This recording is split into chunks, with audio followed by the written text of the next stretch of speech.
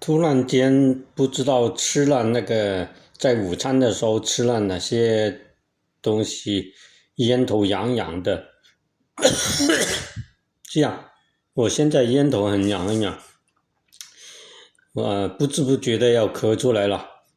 如果我任由它继续咳的话，这个咳嗽是放大出来，好像很难控制。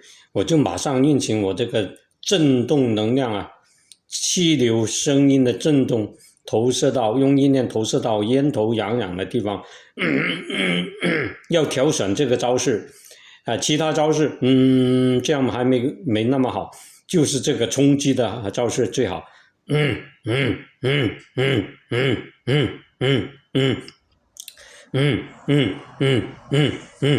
很快，大约是5分钟之内，这个咳嗽就基本控制了。这个冲击的咳嗽，这个震动能量，这个招式就显得非常好。这样好像没那么好，就是这样冲到里面去。